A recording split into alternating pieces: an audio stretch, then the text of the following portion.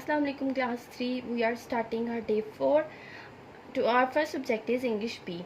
Today we are going to do application of sick leave. आपके notes में application मैंने through out mention किया, उसका पैटर्न भी। सबसे पहले आपको टू दी प्रिंसिपल अलग अलग लाइनों में लिखना है और जॉन मैकडॉनल्ड स्कूल लाहौर, फिर आपने कोमा डालना है रिस्पेक्टेड मैडम, और उसके बाद नेक्स्ट लाइन से जहाँ मैडम आप एंड कर रहे हैं वहाँ से आपने अगली लाइन स्टार्ट करनी है। Most respectfully I beg to say that I am ill so I can not come to school today, kindly grant me leave for 1 day only, thank you, your obediently. आपने जहाँ पे starting की थी उसकी opposite direction में आपको यहाँ पे एंडिंग करनी है। Your obediently XYZ class 3A and date, जिस डेट पे आप लिख रहे हैं वो। इस एप्लीकेशन को आपने इसी पैटर्न से, जिस तरह मैंने यहाँ पे रेडी किया हुआ है बोर्ड वैसे, और पैटर्न आपका नोट से फॉलो आपने करना है और इसको लिखना है और अच्छी तरह से याद करना है। Our next subject is social studies. We are doing unit number 3 climate. Today we are going to do work page of unit number 3. Open your book page number 16 and do question number A. Make your own glossary of instrument used for recording the weather by finding the right names from the lesson and writing them against their meanings. अब यहाँ पे उन्होंने आपको meanings लिख के दे दिए हैं, आपने यहाँ पे ये लिखना है कि ये कौन सा इंस्ट्रूमेंट है।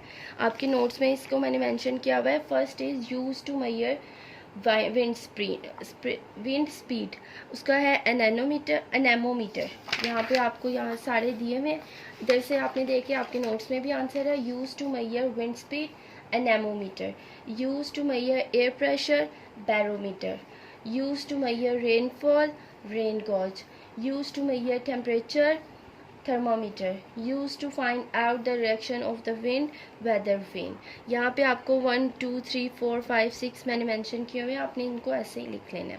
उसके बाद ये जो बी वाला है ये आपको खुद से सॉल्व करना है।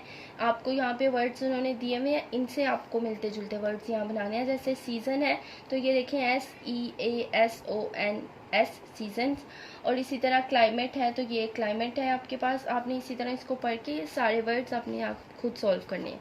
Next moving on C, write down the meaning of this word. ये जो वर्ड्स आपको दिए हैं आपने इनके मीनिंग लिखने हैं, जिस तरह यहाँ आपको नोट्स में नज़र आ रहे हैं। Climate, the day to day weather condition over a long period of time. Climate किसी जगह का ऐसा वेदर जो ज़्यादा लंबे अरसे तक सेम रहता है उसे हम क्लाइमेट कहते हैं। सेकेंड है टेम्परेचर, डिग्री ऑफ हॉटनेस और coldness measured using a thermometer. Temperature जो है वो थर्मोमीटर यूज़ करके हम जब हवा में या मौसम में गर्माइश और सर्दी को नापते हैं उसको हम कहते हैं temperature. Third is lightning, the flashing of light caused by the passing of electricity from one two another cloud. आपने देखा जब बारिश होती है तो अक्सर बिजली चमक रही होती है, उसे हम कहते हैं lightning. Fourth is rainfall, the amount of water falling in an area. किसी जगह पे जब बारिश तेज़ी से होती है या बारिश होने को हम रेनफॉल कहते हैं। Fifth one is season, 4 different time during the year with different type of weather. Season 4 ऐसे वक्त होते हैं मौसम में या साल भर में जहाँ हमारे वेदर जो है यूजुअली डिफरेंट होता है। हमें पता है हमारे 4 सीजन्स होते हैं, विंटर, ऑटम, समर, स्प्रिंग, तो ये हमारे 4 सीजन्स हैं।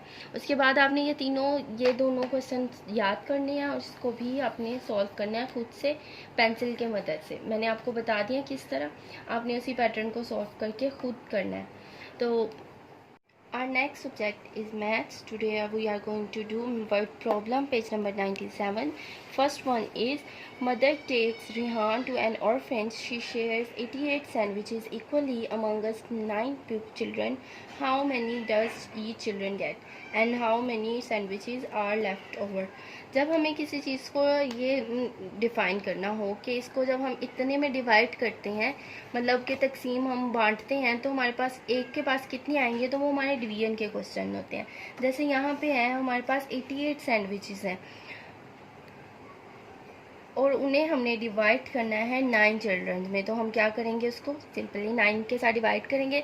अब हम 9 के टेबल पे 88 नहीं आता, 88 से जो सबसे पहली छोटी रकम आती है वो है 81। 9 9 सा 81, ये माइनस हम करेंगे 8, ये आपका रिमाइंडर हो जाएगा। सिंपल। इसी पैटर्न से हम नेक्स्ट वाला क्वेश्चन करेंगे। सेकंड है, there are 34 chocolates in a packet.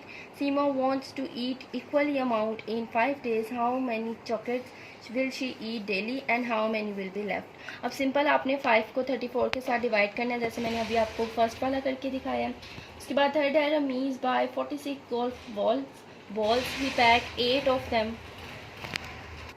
He packed 8 of them in one packet. How many packet does he make? How many golf balls are left over? अब इसे हमने 8 third वाले को हम करते हैं 46 बॉल्स हैं हमारे पास और उन्हें हमें डिवाइड करना है 8 पे। तो सबसे पहले हमें ये पढ़ना है कि 8 के टेबल पे 46 कहाँ आता है। और अगर आप देखें तो 8 के टेबल पे 46 कहीं नहीं आता। 46 से जो सबसे छोटी अमाउंट आती है पहली, वो आती है हमारे पास 40। कौन से 8 5 सा 40। जब हम इसे माइनस करेंगे तो यहाँ हमारे पास बचेगा 6। ये हमारा रिमाइंडर है और ये हमारा आंसर। जब हम 8 गोल्फ बॉल्स को 46 गोल्फ बॉल को 8 करेंगे पैक, तो 5 ईच बॉक्स में आ जाएगी, एक ईच पैक में आ जाएगी। Fourth one is 5 children equally share the cost of a pizza.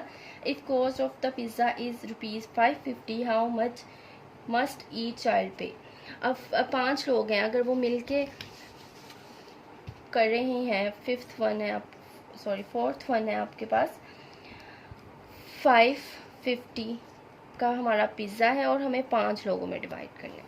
5 1 ज़ा 5, नेक्स्ट अगेन 5 1 ज़ा 5 के टेबल पे अब 50 आता है। 5 10 ज़ा 50, यहाँ पे आपका रिमाइंडर आ जाएगा 0। आपका आंसर ये। इसी तरह आपने नेक्स्ट भी करने हैं। आपके नोट्स में मैंने इनको सॉल्व किया हुआ है, आपको बस इन्हें समझना है और इनकी प्रैक्टिस करनी है। यहाँ पे आपके नोट्स में मैंने 8 सारे सॉल्व करके दिए हैं। आपने इन कॉपी पे नीटली पूरी स्टेटमेंट लिखकर राइट डाउन करना है। हमारा अगला सबक है उर्दू पे और आज हम पढ़ रहे हैं गलत जुमलों की दुरुस्तगी। पेज नंबर आपकी बुक के 26 में आप देखें, यहाँ पे कुछ आपको उन्होंने गलत जुमले और या सामने उनके सही जुमले लिखे हैं। आपने इनको याद करना है और अपनी कॉपी में लिखना है जिस तरह उन्होंने लिए हैं, सही और फिर गलत और फिर उसके नीचे सही। ये दही खट्टी है, ये दही खट्टा है। ये दही जो है मुज़क्कर है तो हम लिखेंगे ये दही खट्टा है। बाग में हरा हरा घास है, बाग में हरी हरी घास है। ये वाले सही हैं। ये जो लाइन है ये पूरी ठीक है और ये वाले जो है ये गलत जुमले हैं। ये मेज़ किसका है, ये मेज़ किसकी है।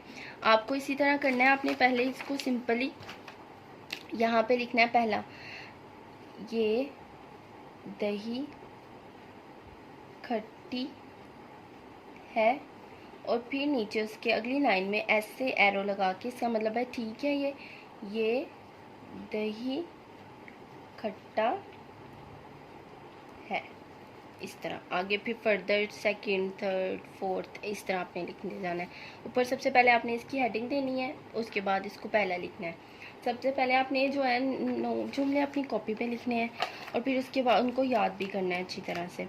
और आगे होमवर्क का मेंशन करके आपने इसको कंप्लीट कर लेना है सारे जुमले लिखकर।